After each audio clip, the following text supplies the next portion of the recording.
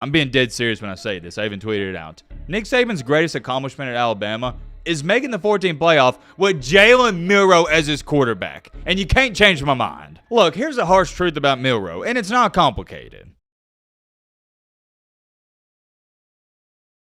Ladies and gentlemen, boys and girls, hope all of you having a great Friday. Hope all of you had a great week. If not, hope this video can make it a little bit better. And man, oh man, we got to talk about Alabama and Jalen Milroe.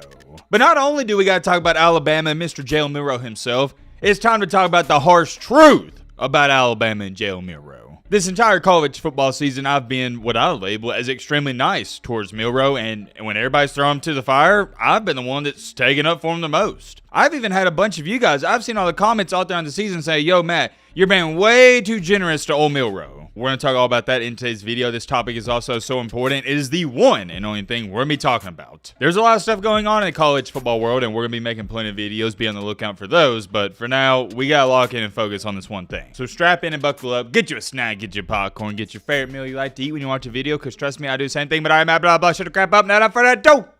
Let's get into it. All right, first things first, I do want to throw this in there. I may talk more about this in a video in the upcoming days. But guess what? Our boy Bevo, he's free. The big Beav has been freed, and he will be in attendance for the, what is it? Oh, yeah. The Cotton Bowl? I believe that's the bowl game they're in against the little bro, Ohio State. For those of you who don't know what I'm talking about or what I'm referring to, Bevo was banned from the Sugar Bowl. Like I said, we may talk more about that in a different video, but I did want to give you the breaking news. He will be in attendance. Shout out to the big Beav. Let's get into the Alabama stuff. It goes out being said, extremely disappointing season for Alabama this year. Losing to Oklahoma was officially what made it a disappointing season. But losing to Michigan, and this was a Michigan team that had a bunch of starters sit out this game, that was a cherry on top. I'll put it to you like this. If you weren't already labeling it as a disappointing season before the Michigan game, you now are. I'm going to start with this video with a fun fact for you, and this is a really eye-opening stat. In 17, let me repeat that, 17 years as a head coach at Alabama, Nick Saban lost 3 games in which Alabama was favored by 14 points or more. This year alone, Kalen DeBoer lost 3 games as a 14-plus point favorite. I know what some of you are sitting here saying. Well, come on, Matt, that's not fair. You're comparing Kalen DeBoer to the greatest college football head coach of all time. And I knew some of you might say that. Here's my rebuttal. Here's my counter. It's not like it took DeBoer 8 years, right? No. It took him 1 year to catch up to Nick Saban, 17. And the only thing this stat proves to me is something that I've known about this Alabama team the entire season. This just validates it. Nick Saban teams, locked in, focused, and disciplined. Kalen DeBoer's team this year, farthest thing from that. When you lose games as a 14-point favorite or more, that just means you're not focused and you're not locked in and you aren't ready. But most importantly, you know what it is? You know what it comes down to? You're not taking your opponent serious. And that right there is what Nick Saban said is the hardest thing to do in college football. It's actually not winning the big-time games. Nick Saban preached time after time after time, the hardest thing to do in college football is to get these young men to show up every single week, even when you're playing the unranked teams. It's easy to get up for the LSU game, the Auburn game, the Georgia game, but it's a little bit different when you're playing Vandy, Oklahoma, and Michigan. Much respect to all 3 of those teams I just named, but they were unranked for a reason. But whoa, hold on. Was Alabama's shortcomings this year on Kalen DeBoer, or was it something else? Let's take a look at it. I saw this tweet on Twitter. This is coming from Base God. Shout out to him. This is a very good one at that. Loss number 1, Vanderbilt. Open up with a pick 6 on our first drive and never picked up the slack on offense until the second half. You can't blame that on Milroe. That was solely on the defense. Milroe actually played really good in that game. But from that point on is where things start to get a little more dicey. Loss number 2, Tennessee. Forced not 1, not 2, but 3 turnovers, did nothing with them on the offensive side of the ball, and gave up the ball 2 times. For those of you that don't remember, Alabama's defense played out of their minds in that Tennessee ball game. They forced 3 turnovers in the first half, and the offense did nothing every single time. 0 points off of the turnovers. 0. And what did I do after that game? I didn't even point the finger at Milroe. I was just like, yeah, it just wasn't his best performance. He'll be all right moving forward. But no, come to find out, Milroe is the reason we lost because he can't read a defense or throw the football. I'll come back to that in just a second. Loss number 3, Oklahoma. 3 picks. 2 of them were pick sixes, and the other was giving the ball on our side of the 50. And guess what? The pick sixes just changed the game. Defense wasn't great against Oklahoma by any stretch of imagination. Oklahoma shot themselves in the foot a couple different times. But you take away the pick sixes, all the interceptions, it's a different story. Even with the pick sixes, Oklahoma still only scored 24 points. Alabama couldn't move the ball. Why? Jalen Milroe can't throw, so offensive coordinator Nick Sheridan knows, all right, we can't throw the ball, so I guess we got to do all these stupid quarterback design runs. I'll also come back to that in just a second as well. Loss number 4, Michigan. Absolutely ridiculous. I don't even got to read this because we know what happened in the Michigan game. Milroe had, by himself, 3 turnovers. I can't even believe these words are coming out of my mouth. 3 turnovers in 4 plays. Probably couldn't even try to do that again if you wanted to. But here's the crazy part. Even with the turnovers, shout out to Michigan's abysmal offense and Alabama's defense actually playing a heck of a game and keeping Alabama in the game. Alabama had a shot to win that one, but Alabama could not move the ball in the second half. The only time the Alabama offense showed signs of, hey, we might be alive, is late in the second quarter, and yeah, that was it. As bad as the first half was against Michigan, Alabama is only down 6 points. You got to be on cloud 9, considering, if you're a Bama fan, by the way, all the mishaps that happened, all the disastrous plays. You're only down by 6 at half. Oh, this is great.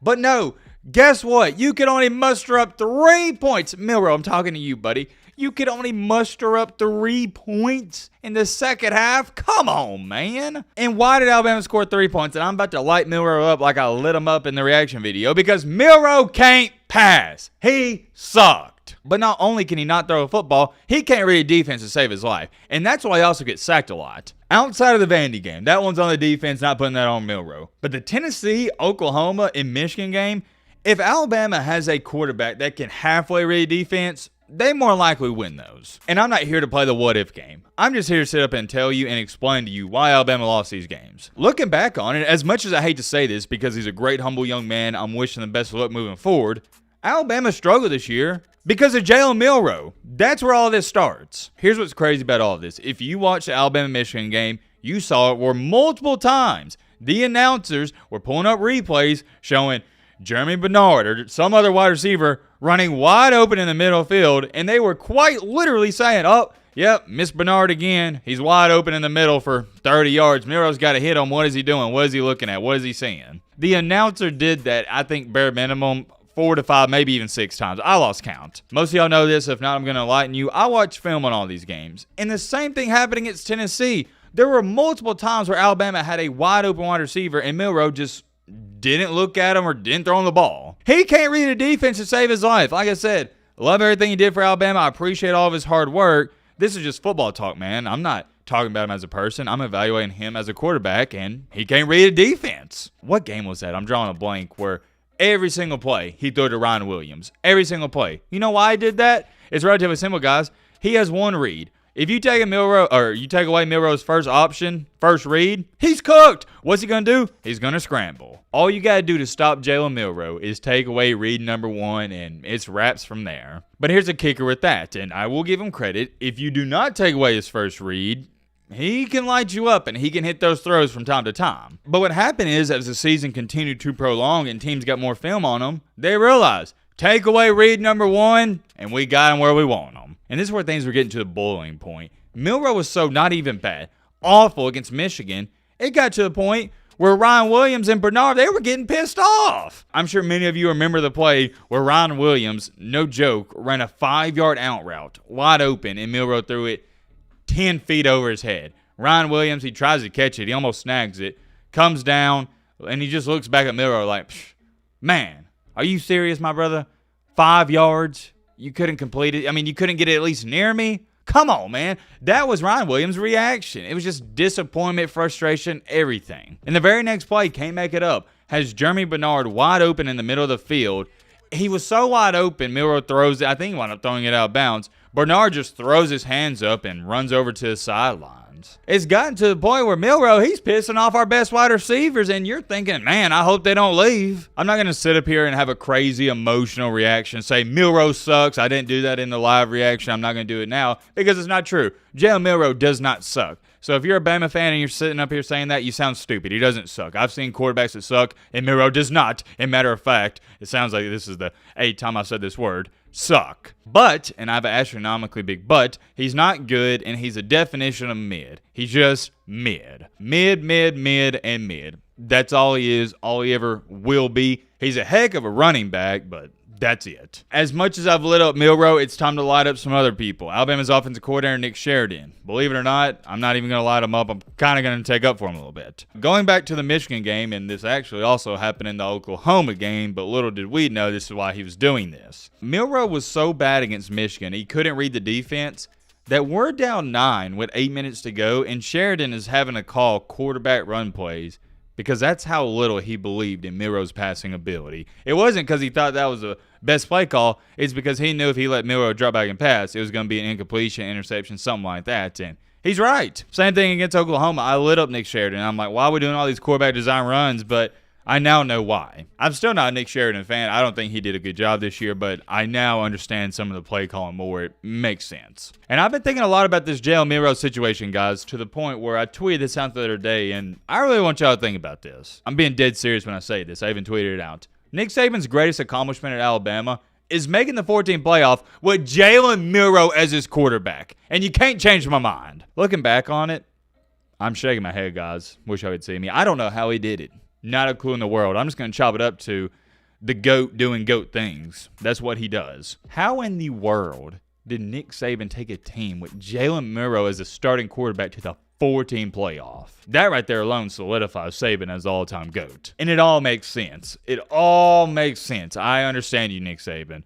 why you retired when you did. He knew dang well he could not take this team with Milroe as the quarterback to not just the national championship, but to win the national championship. He knew he couldn't do it, so there's no point of even trying. Look, here's the harsh truth about Milroe, and it's not complicated. Milroe wasn't a very good quarterback. However, he was probably the best we had, so we had to roll with him. But here is my biggest question.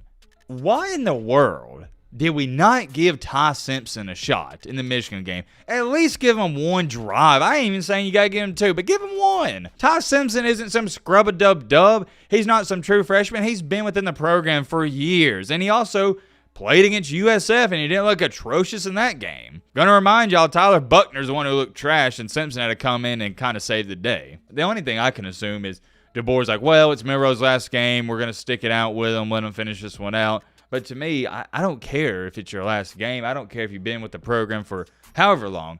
I got to make a business decision. I got to play the best players. And Ty Simpson, he couldn't have done worse than Milroe. I think we can all agree on that. And as a head coach, you got to make tough decisions like that. Nick Saban benched Jalen Hurts, who led his team to the national championship. Granted, it was mainly due to the defense, but still, he was a starting quarterback. Bench Hurts for a true freshman quarterback in Tua Tagovailoa. And Hurts wasn't playing good in that game he got benched in, but I tell you this much, he wasn't playing nearly as bad as Milroe. I could talk about this for hours, but all in all, I am glad the Jalen Milroe experience is over, and I am glad this Alabama football season is over. And I never thought those words would ever come out of my mouth. I'm not even trying to be funny. I'm seriously glad it's over, because ever since the Georgia game, it was nothing but pure disappointment every single week. Many more things I could say. We'll end it off here. Let me know your thoughts down below. But